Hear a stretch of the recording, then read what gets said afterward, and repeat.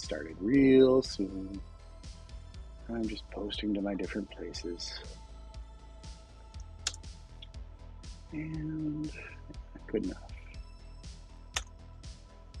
Q, and let's see here. Let's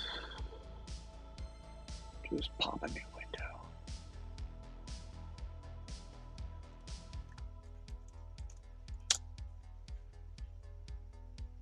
This guy and this guy.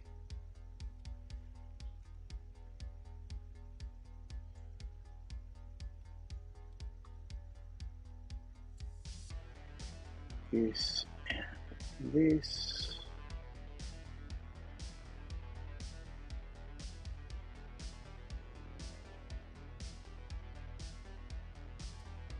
Shrink.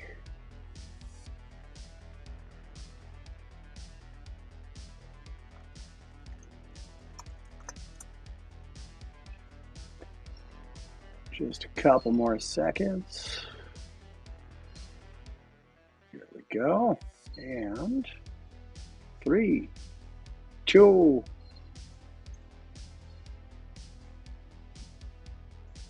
Hey, good morning. It is Wednesday, September 18th.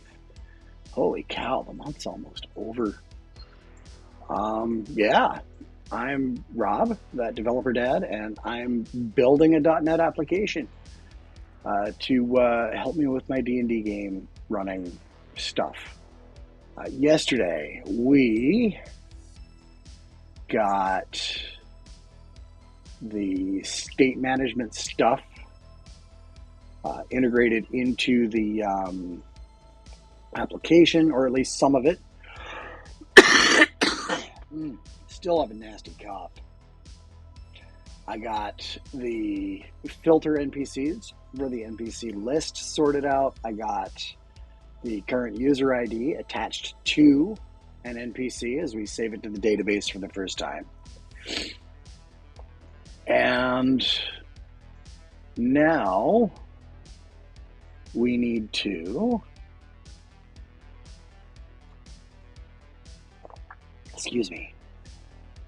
start bringing that work. We got the usage tracker manager sorted out in the morning and afternoon, and now we're going to integrate its capabilities and activities, functions, methods, whatever, into our actual application.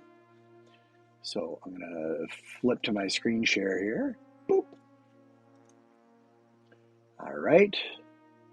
And here is our character workloads component. And this component sits right behind the UI layer, the Blazor application, and kind of stitches together all these managers that I've created, sort of picking and choosing which methods on which managers are used to execute, a particular request from the user that gets triggered when they do something in the UI. Pardon me. And what this particular component gives us from a UI perspective is sort of a single place to make any of the changes required that really impact the UI, or that would change the way a user request is processed, because we don't want to have to mess with the actual feature components or the capability components, unless we're materially changing what they do, or changing the amount or kind of data that they're collecting and manipulating and so on. But that represents a material change to those capabilities. So to bring in the usage stuff, I need to add, well, the first thing we're going to need to do before I do anything else is spawn a new branch. And it's going to be feature / integrate usage metering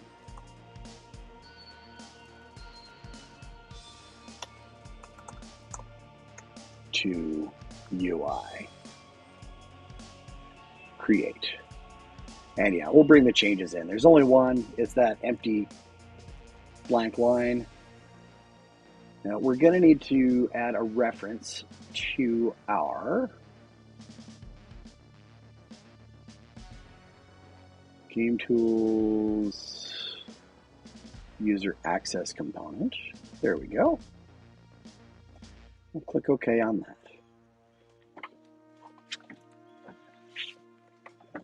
And first thing we're going to do is do a private read-only usage user access. GameTools.user access? No, it is GameTools. Oh, what did I call that contract? I'm a goose. Usage metering. Or something like that. Here we go. I'm going to have to just pull that out a little bit further. Usage meters. Usage manager. That works. And later on, we might add the subscription manager once it's been implemented on that usage manager class. I also want to add a logger at this point. Read only, logger. Got to spell it right. Character workloads. And we got to bring in the reference. And we're going to make it nullable. Logger. And I can eliminate that to do.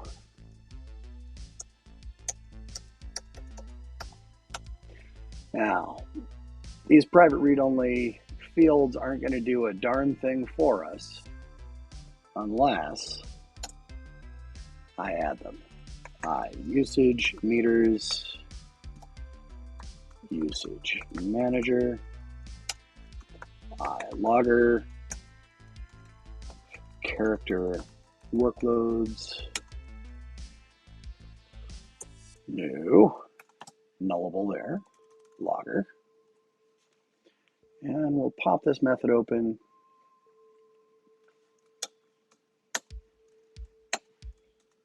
And we'll assign those incoming injected dependencies right here.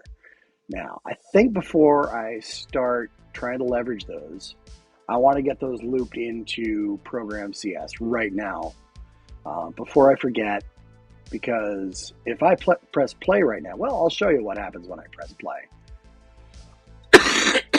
It'll likely build, but then as soon as I try to do anything material in the application, it's going to throw up all over me.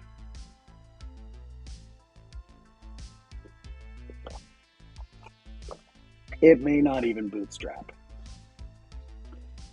because Program CS has no idea where to get. It's unable to reserve the service for type usage meters. So fair. I'll just let it go. Oh yeah. It throws up all over the darn place. It did not like that at all. Stop debugging. So we're going to have to come in here to create services. And do the MS graph setup, townsfolk services and dependencies. Here's the SQL providers. And I kind of want to change that. Do I have GitHub open somewhere? Here we go. Here's GitHub. So rather than just Boy Scout that, I'm going to go ahead and come into the issue projects.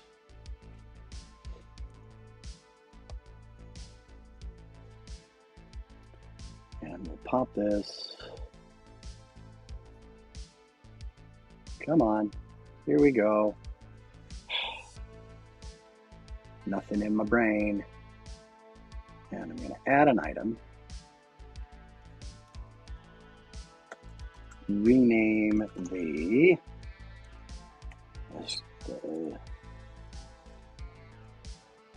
extension method that adds NPC access SQL provider to the service provider.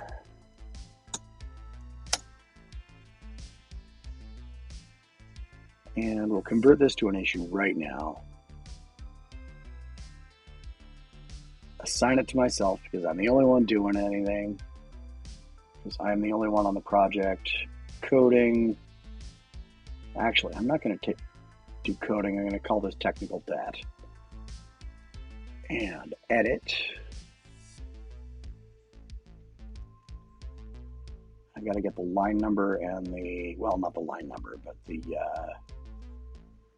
file name. This is in Game Tools Blazor Client Program CS in the Create Services. So let's pop back here in Blazor Client .program.cs in the Create Services method. There is a section that adds these SQL providers to the services collection. The one that adds NPC access is named differently from the others. Make this match for internal code consistency. This is issue number 100. And I'm just going to leave this under the to-do column. I'm going to pop down here.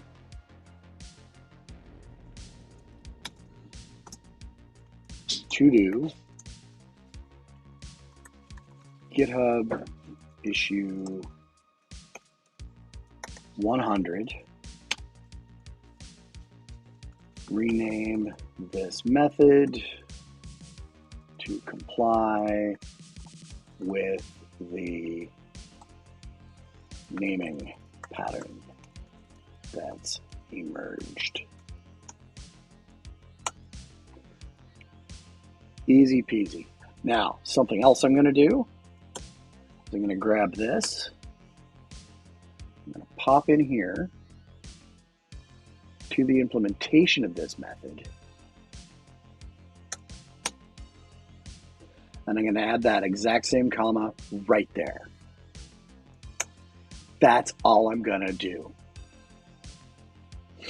The technical debt is registered in my backlog. And I'm going to go, oh, whoops, I didn't want the finder. Go away. Be gone. Why do we care about that? I'm going to pop right back down in here. Edit. Value of change. Improves the consistency and standard adherence of the application code. Favor to future me. Save. And then when I'm reviewing all of my to-dos and prioritizing and everything like that, I'll be able to make a call on whether Okay, well, yes, this is easy to do, but it's really low value. And in terms of the actual wider product itself, it's not super high value. But in terms of my future ability to maintain and extend this thing, it's gonna really help to have things laid out in parallel manners where things are named consistency and so on and so, or named consistently. Um, if this thing takes off and I'm able to hire staff and junior developers and everything like that, I don't want my future teammates to come in and have chaos at the naming convention level. Because if I've got chaos and untidiness and just ugliness throughout my code base, that's going to do a weird psychological thing to other developers and say, oh, well, code quality and consistency and spelling and all of these things don't matter to the guy that built it. So I don't think it needs to matter to me, and they're just going to pile slop into my code base, and I don't want that. I want to give them a nice, solid, tidy, clean foundation to work from. If this thing were to take off and become like a company with real developers and stuff like that. So that's that. We've already registered our SQL providers for quota access and subscription. We might not need the subscription provider. We might go another route with that when it comes time to start manipulating that stuff. But I'm going to leave it here for the time being. So townsfolk services and dependencies, card deck, dice bag, all that good stuff. I'm just going to get rid of some white space here.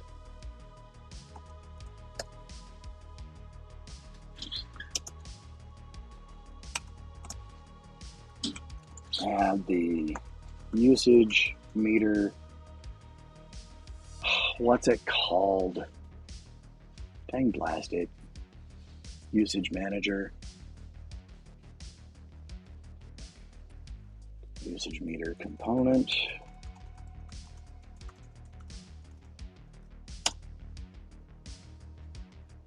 And builder dot services dot add scoped of type usage meters. Spell it right. I don't think it knows about usage meters yet, but it does now. Yeah, that's fine. We'll get there. And there's rule set access. Where am I doing the townsfolk manager? Where are you being set up? Oh, you're being set up down here. So I'm gonna grab this, cut that out to the clipboard. Boopity boop.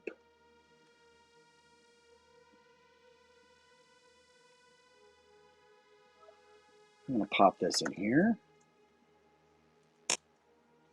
Control V. And I'm just gonna say use the usage manager. And let all of those dependencies get resolved on their own because I've set them all up further up. So let's try spinning this up now.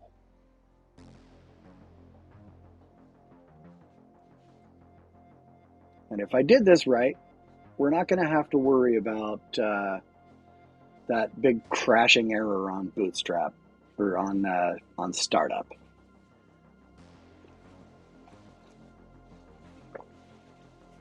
Hello there, General Kenobi. Let's log in. Erkamus, how do you do? First time chatter. And we're just going to log in through Entra. Oh, thanks. And here I am. And I can access the NPCs that I've created. Doop. Oh, well, this is going to probably crash because my database is sleeping. So I'm not going to sweat it. Good enough. Next time I try it, it'll run. And we've stood up our usage manager.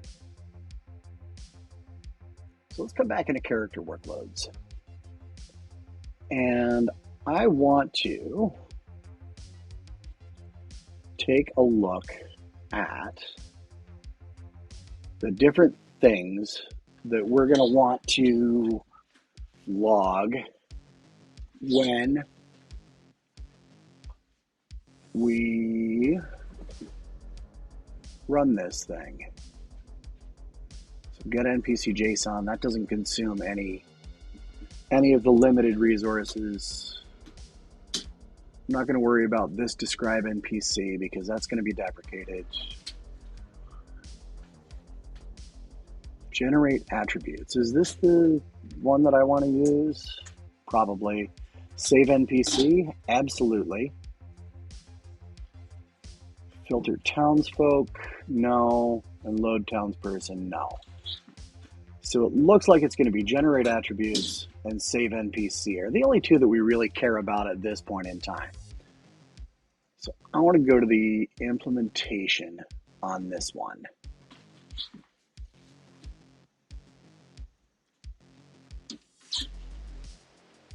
Now,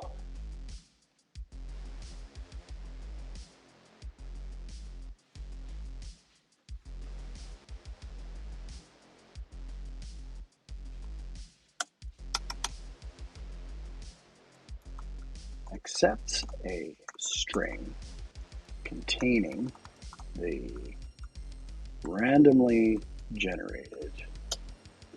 I don't want to use randomly generated. The rolled NPC attributes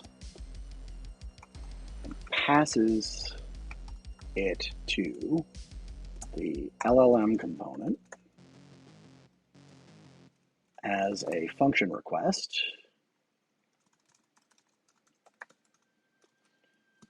to get the details generated by the connected language model. Okay, so we've got our character attributes. That's what's coming back. Charge n functions, AI function, generate NPC. Yes, I am mixing AI into this. Dictionary use keys correspond to the replacement tokens in the prompt template. Got it.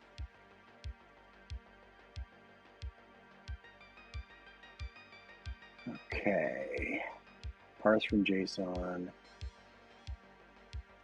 And here is my to-do. As a matter of fact, why don't I show you? I can run the app.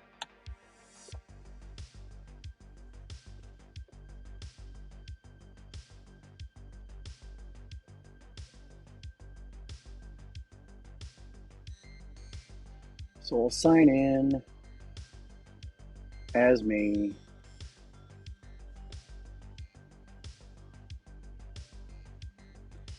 And we'll come into the NPCs, create.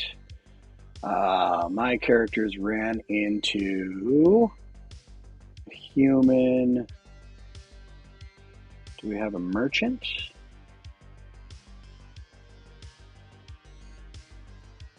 Yeah. Okay, that one's retired.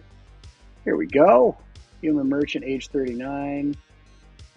Those crop gray hair. So all of this stuff is rolled randomly just from arrays of choices that vary by species and so on and so forth.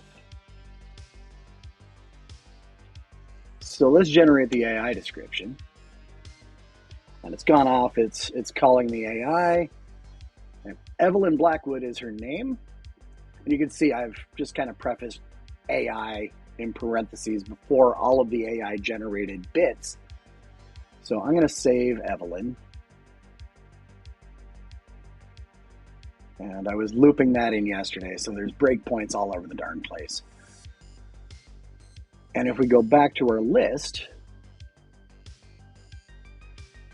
scroll down the bottom, here's Ms. Evelyn Blackwood in our database. And I created this because I'm a forever DM, and I've been playing with the same group of players for about a year and a half now. And anytime we're in like a town or anything like that, one of the jokers at my table, when I say, and the tavern serving person comes up to the table and takes your order, one of those jokers will always go, "Hi, what's your name?" And the other one will go, "What do they look like?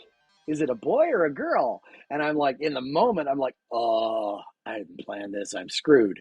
So I'm writing this to help me get out of those situations. And I've got all kinds of other use cases in mind to implement later on, but I want to bring this to market first. Um, and I think shortly after I do bring it to market, I'm going to let people edit these things so that the output from the AI becomes almost just like a suggestion or a sort of a writer's block killer. It's really just a way of getting past that in the moment. I need something quick. Oh God, what am I going to tell them? And this feels like a decent solution to that problem. And I've shown it to a couple other DMs, and they really like it. And so now I have to make it watertight so that people can't hack into it and spend all of my money on AI tokens and steal other humans' information and all of that stuff. So yeah, it's gone from being a cool little AI project to a full-on, let's make this a safe, secure, usable project. So, and I've got some other use cases for the AI in mind. Can AI fill the DM role completely, or are certain things missing? Yes. The biggest thing that comes to mind for me in the way that I run my games and design the experiences for my players and everything like that is human empathy.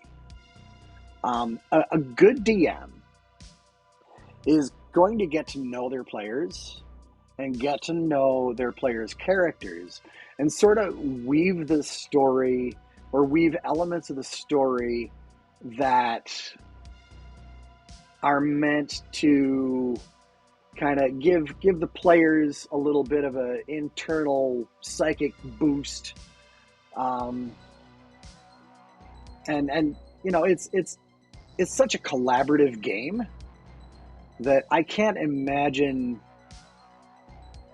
an experience where an artificial intelligence has completely filled the role of the DM entirely. If I want that, I'll play World of Warcraft or Baldur's Gate or Diablo or anything like that. Um, sort of that curated experience. An AI could turn on a dime based on, character actions and player actions and so on and so forth. But I don't think it's going to provide the quality of experience that are going to keep players in the game for the long haul. Because at its core, D&D is all about just hanging out with your friends and telling an outrageous story together. That's what any role-playing game is about. It's collaborative storytelling. And the DM is really just there to provide the framework and the skeleton, maybe the world in which the story plays out. And, AI might get sophisticated enough to do that, but it's always going to miss that human element if the story is run purely by machines. And I'm going to say, in terms of, say, like a D&D use case, AI is really well suited to the same types of use cases that I talk about when I'm discussing AI with business executives or people in business, where AI is going to be really, really good at automating the boring stuff that needs to still feel like it was made by a person. But it's so simple, it's so repetitive, but it's also frequently creatively taxing. But it's low value in the grand scheme of the business, of course. But like just these little details, I could come up with these on my own, but I'd have to sit and I'd second guess myself and be just running through all these different things in my head and so on and so forth. Um, and the cognitive cost of coming up with this stuff very, very quickly for what is going to be a quite probably one-time encounter or passing encounter, it's really not worth the cognitive load to have humans do this stuff when a computer program is perfectly capable of coming up with something that's human-like for these trivial details. Does that make sense? Excuse me.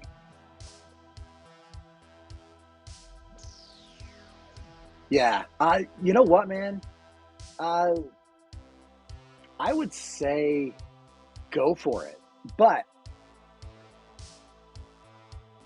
there's a new version of the Dungeon Master's Guide coming out in a couple of months. Wizards of the Coast just re-released the Player's Handbook. I bought it last Tuesday. It was my birthday. I wanted a birthday present. So I bought myself the Player's Handbook. And I've been playing D&D since the mid-1980s. And this iteration of the Player's Handbook, from a user-friendliness, information layout, making it a whole lot easier to jump right in and start figuring out how to play the game. This most recent iteration is the best I've seen it in, well, since I've started playing. So, yeah, I'd hold off on trying to DM until the new Dungeon Master's Guide comes out. Get that, and I have a feeling that if they put the same amount of care into the new Dungeon Master's Guide as they did the Player's Handbook, you're going to have a much smoother experience getting into running the game. There's apparently campaigns in the game in the new DMG that are designed to teach a new dungeon master how to start doing that kind of thing. And I've got a false error message here. That is so completely full of itself. I'm going to rebuild my solution. Sometimes the Visual Studio IDE gets a little goofy.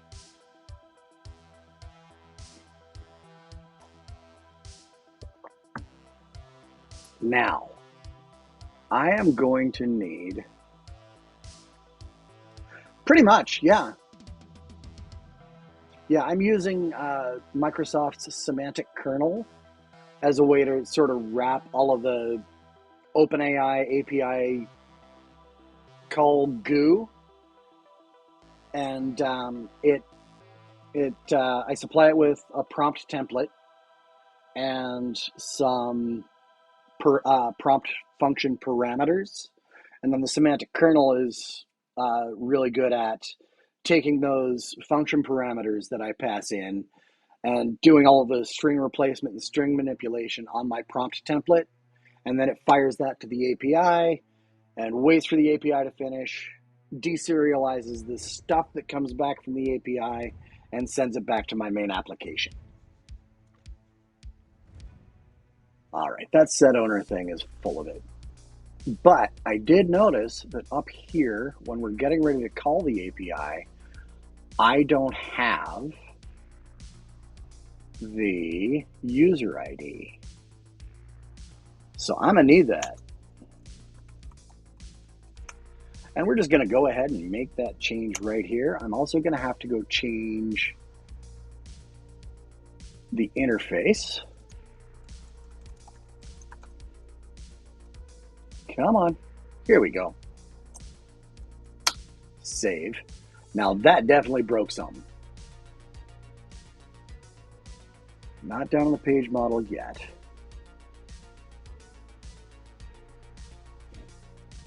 Yeah, I've basically only worked on this while streaming, and I archive almost every stream session over to YouTube.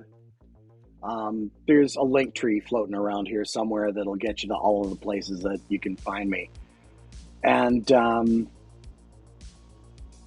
in addition to that, the GitHub repository is also linked somewhere around here that'll take you right to the code.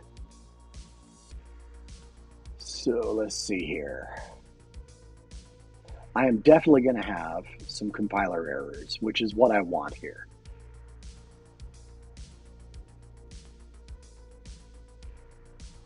Haha. New character workloads. What's this about? Program. Which program is this? Is that in my console app? You know what? This console client is now more trouble than it's worth. Goodbye. Excuse me. And build, rebuild solution.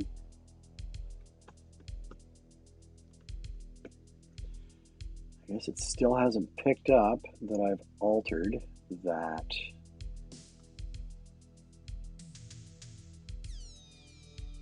thing. So I'm going to need to come down to my service proxy. There's my errors.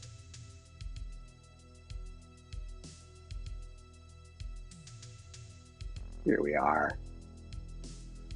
Okay, that's generate random NPC.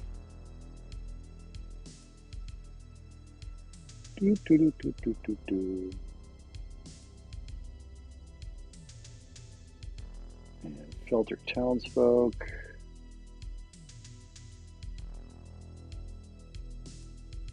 Man, this thing, I gotta clean and rebuild.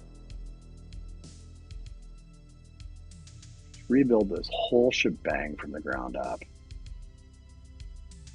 Compile, recompile the whole shebang from the ground up. I'm not gonna restart the project from nothing. That's crazy talk. Okay, thanks 9 of 12. She's my live-in moderator and spouse.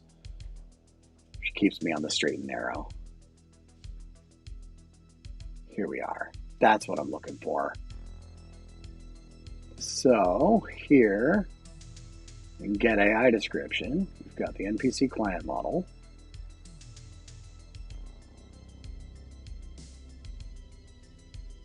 And I'm going to need to decorate in here, guard NPC services exist. And I'm going to need var user equals app context dot get user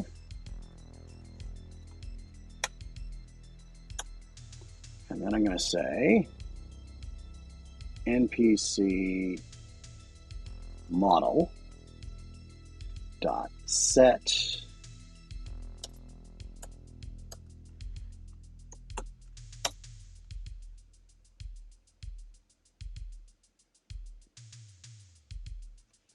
NPC model dot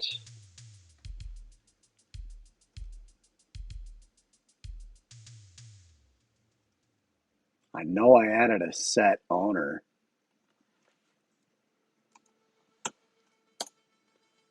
I'm going to have to go over here. There's set owner.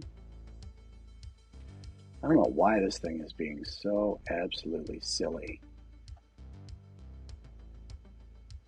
Set ID, user ID, set owner. There's all the things. I showed you that they're there. You silly thing. NPC model dot set owner user dot user ID. Boop. Save. All right, so I've got my NPC client model, get AI description, and I need to pass the user ID on that. No, I don't. Oh. Pick a time. Windows updates. Blah, blah, blah. Schedule the restart. Nobody expects Windows updates. 14 o'clock p.m. That is 2. If. Go away. I'll do it in between sessions. So NPC model. No, wait. I can pop in here. Here we are. Generate attributes. And npc.user_id.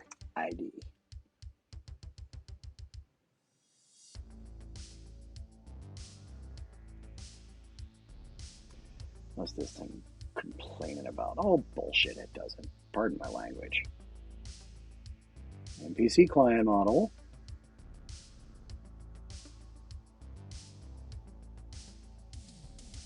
Oh. Duh. It does not. npc.user_id. Oh, you dirty bird.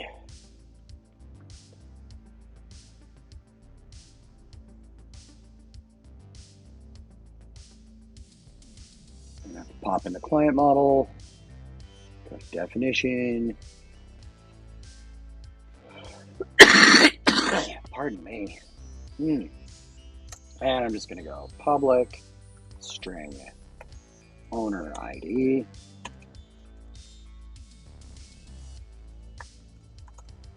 User ID. We'll just do it that way. NPC page model, service proxy, change user ID to owner ID. Pop out here. Groovy. Save all. And the NPC API generate attributes. We can now come back out here. We've set that stuff. And down here I've got a to-do. So I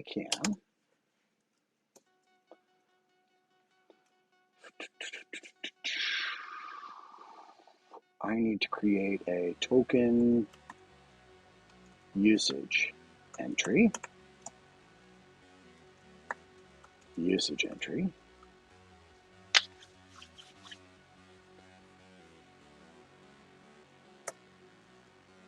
Equals a new token usage entry. User ID equals user ID. Function name equals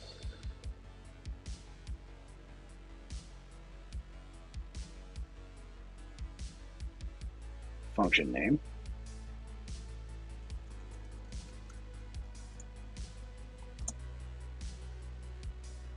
Model ID equals, do I have that information here?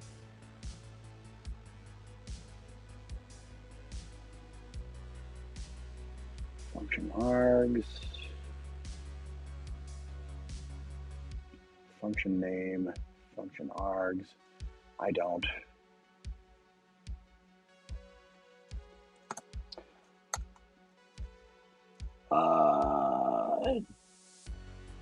GPT 4.0.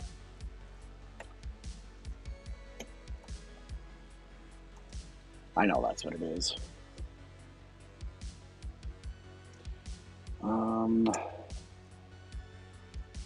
Inference time equals datetime.utc now.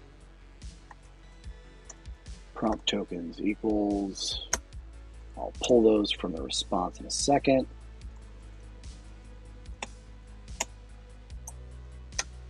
Oop. Sup, C-Films? All right, AI result payload.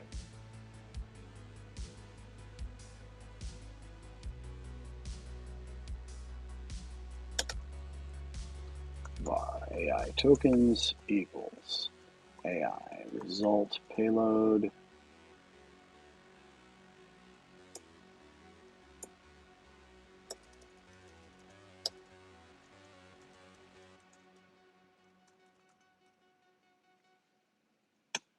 Dot consumption.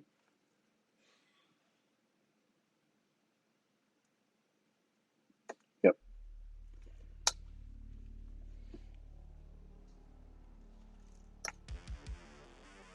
And I want to say AI tokens dot, come on, Rob, learn to type. Dot prompt tokens. AI tokens dot completion tokens.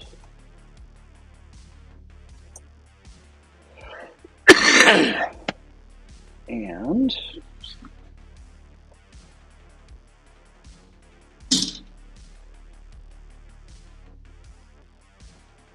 I'll add some logging there in a minute.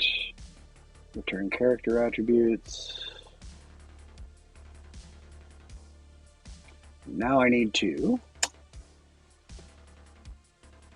await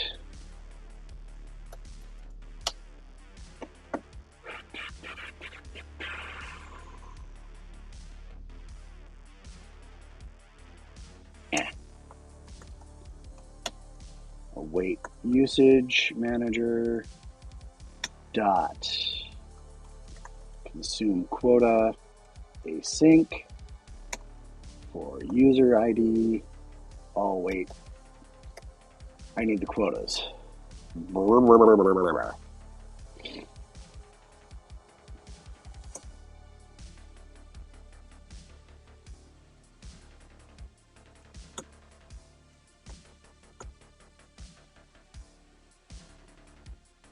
Yeah, I really do need some cough drops or something.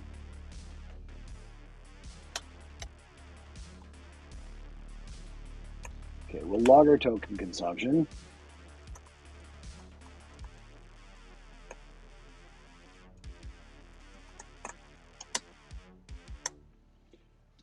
And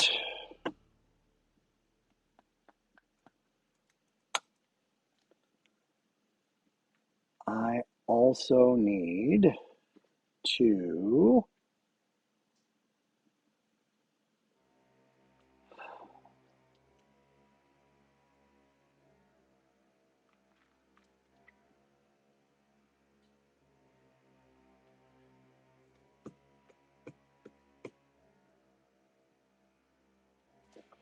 I didn't design that workload properly. That's okay.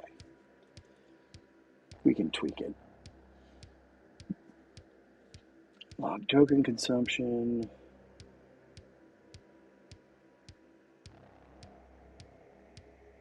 What I need to do is get the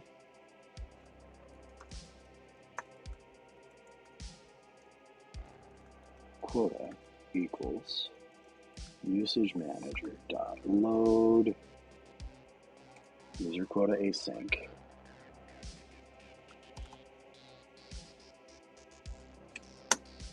This is going to have to move elsewhere.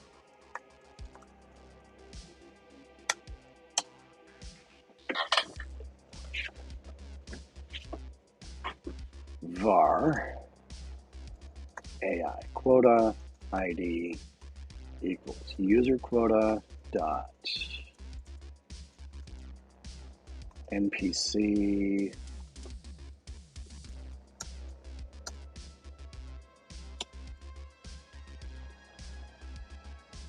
dot payload dot NPC AI generations dot quota ID. Yeah, I know, I'm making a big fat assumption here. Await usage manager dot consume quota async AI quota ID 1 save. I don't want to have to load that user quota every bloody time I do a quota consumption operation. That's goofy. Goofy, goofy, goofy. So what I'm going to do this afternoon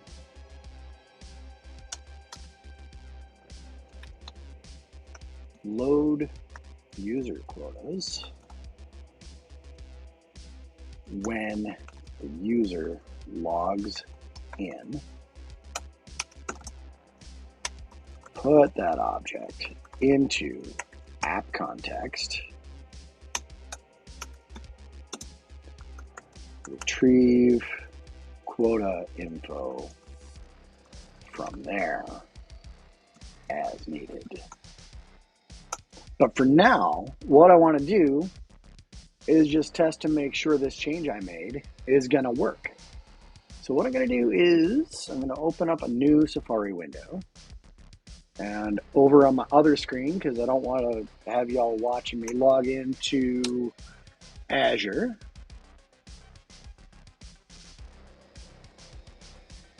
but once I'm logged into my database and have a query running and all that stuff, and all of the sensitive information is no longer on the isn't going to be revealed in the screen share. Well, the database is paused again, of course.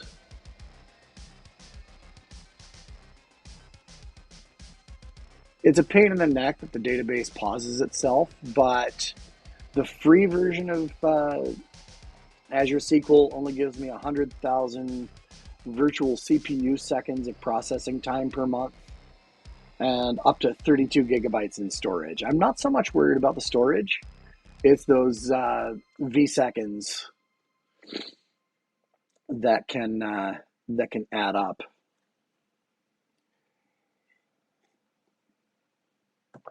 And while I don't have any paying users, I'm paying out of pocket for any kind of overage or anything like that.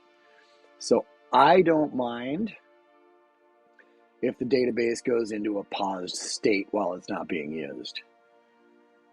It does mean I need to add some resiliency code, and that like the first person to use the database after a period of time, like after it goes to sleep, might have to wait a few seconds for stuff to populate.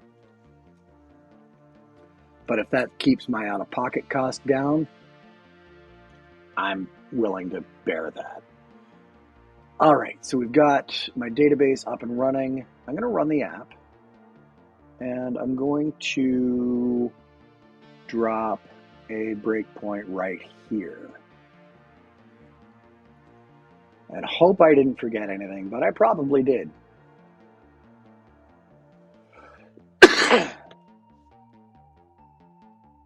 And yeah, we've got a lot of this might be null warnings and here and there and so on. And I'm not that worried. More and become a better programmer. Only language I would say I'm decent at is C#. Hey man, no worries, Kamal. C# is really all I use. If I can't do it with C#, I don't think it needs to be done. And I've built a long career on C# and dotNet. You'll definitely want to learn a decent amount of HTML. You're going to want a level of comfort with cascading style sheets. And unfortunately, JavaScript is unavoidable, although I'm doing a pretty darn good job of avoiding JavaScript because I'm using dotNet Blazor. Because JavaScript makes my brain itch. All right, let's just roll and see what we can get. I don't want to retire anything. Dwarven leatherworker, grew up as a guild artisan. I dig it. Let's generate that AI description. All right, so we've got that stuff. Our consumption, the prompt to generate that information. 720 prompt, 132 completion. Let's turn that into our log entry. I'll load my user quota.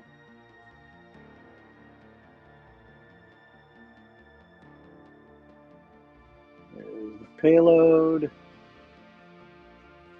There's all that stuff. Beautiful. So I can set up my consume quota async and my log token consumption and carry on setting that back to the UI where it all shows up.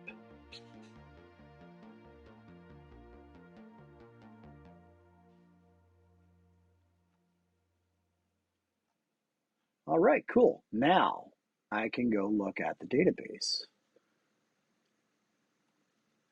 and verify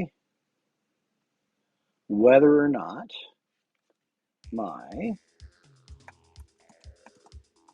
from usage dot token consumption, run that. Hey, hey, hey, that's a thing of beauty. Fantastic. Now let's add a new query. Star from usage dot user quotas,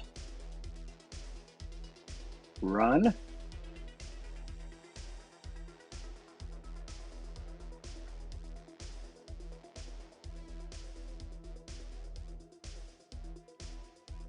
And that right there, this row, represents my AI token usage, or my NPC generation usage.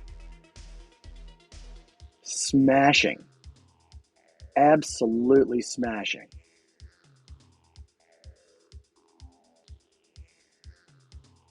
All right. I'm going to go ahead and save that guy. And I do need to, well, I think before I try and do the quota consumption for saving,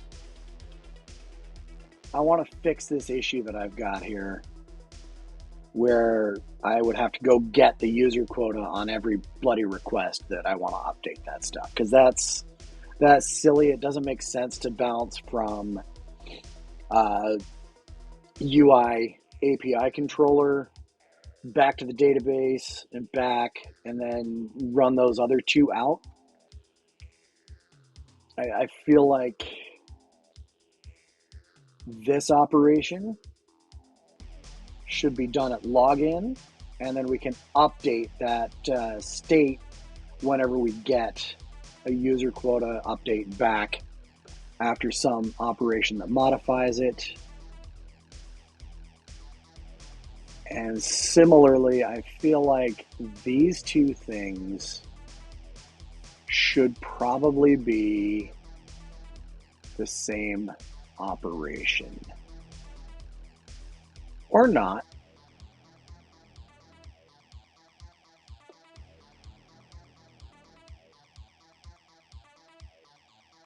I'm thinking.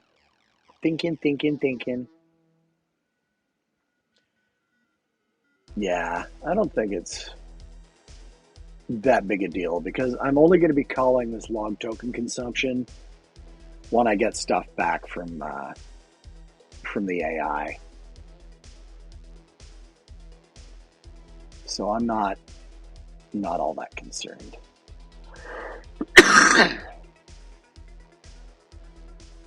All right. So I think that gives us a pretty good morning session. So I'm going to call it for this morning. I will be back around 1 p.m. Eastern time. To the new folks, Erkamus, Kamal, thanks for joining. Thanks for piping up.